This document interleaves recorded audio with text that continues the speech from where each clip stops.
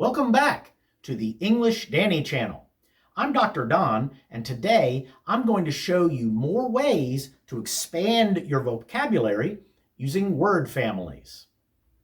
Remember, a word family is a set of words whose meaning comes from the meaning of one root word. For example, if you know the meaning of help, you can figure out the meaning of words like helper, helpless, helpful, and unhelpful.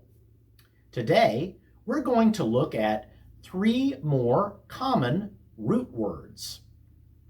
The theme for today's root words is politics. By the end of this lesson, you will have a much better idea of how we think about politics and political things in English. Let's go. All 3 of the root words in today's lesson originally started out as words in the ancient Greek language. And the first root is polis, P-O-L-I-S, from which we get the word politics.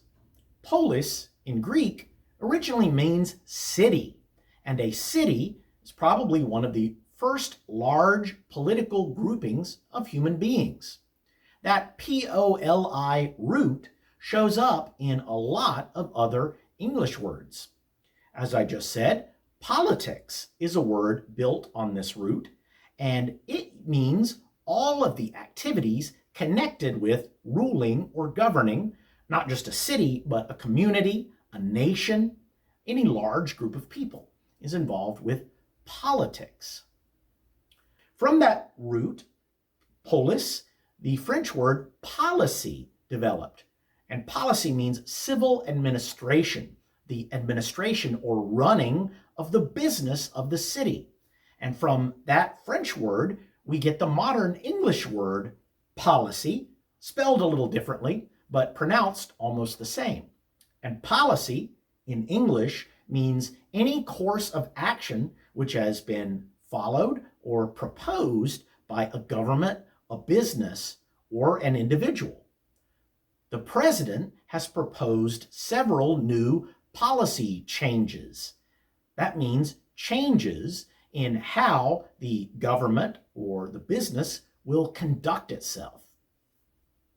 From the root word polis, we also get the word police, which originally meant public order inside the city. Now, the word police means a civil force of a government which is responsible for preventing or detecting crime and for maintaining public order. Someone broke into my house, so I called the police. From polis, we not only get the word politic or politics, we get the word impolitic. And if we add the prefix im, meaning not, to politic, we get an adjective meaning someone without social prudence, someone who engages in unwise public behavior. It was impolitic to insult your boss that way. Here's one more adjective coming from the root polis, cosmopolitan. Cosmos means world, and polis means city. So someone or something who is cosmopolitan means they include or contain people from all over the world. It could also mean a person who has a worldly sophistication. They seem to be a citizen of the world. Our second root word is arch, A-R-C-H, which originally meant chief, ruler, or origin.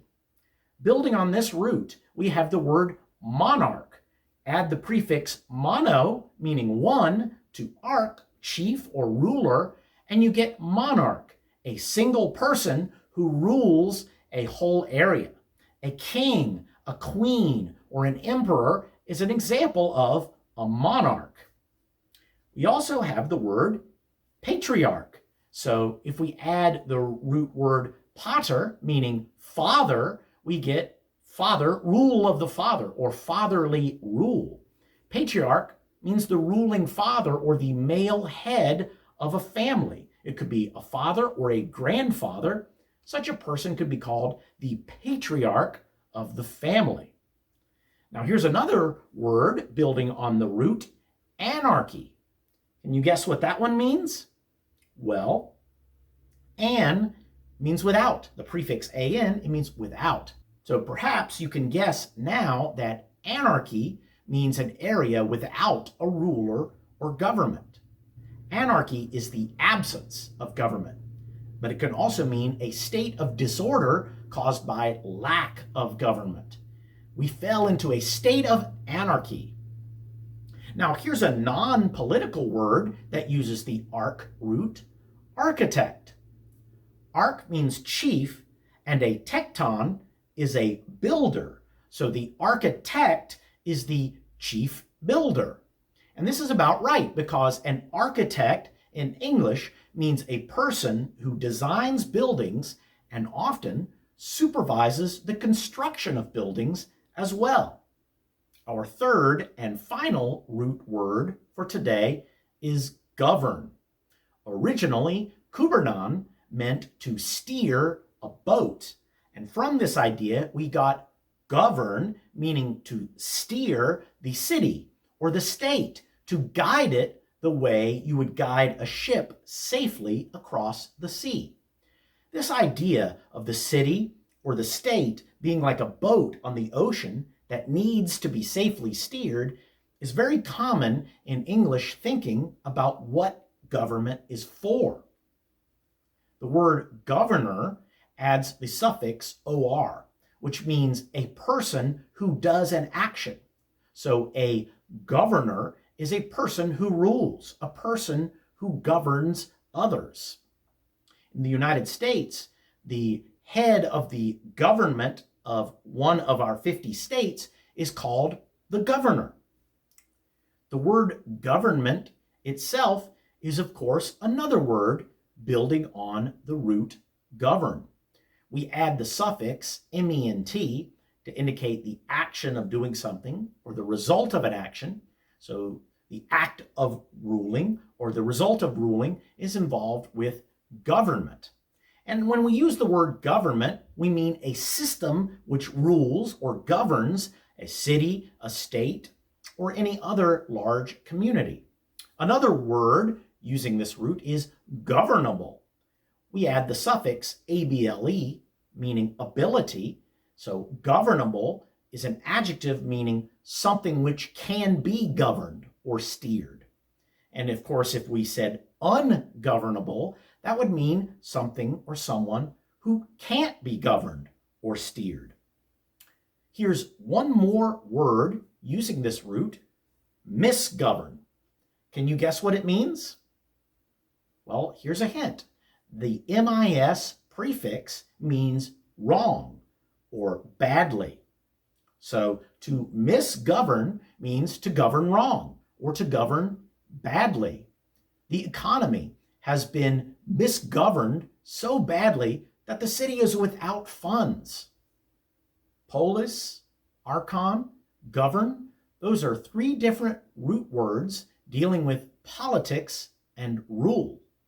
From these words, you can see that English politics is concerned with the things of the city, with who is in charge, who is the chief, and with steering things correctly, steering them the way you might steer a ship.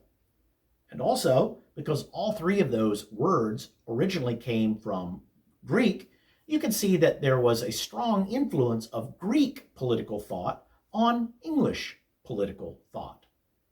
Now that you know these roots, can you guess what a word like politicize means? How about hierarchy or governance? Share your guesses and any questions or comments in the section below. And I hope to see you all in the next video.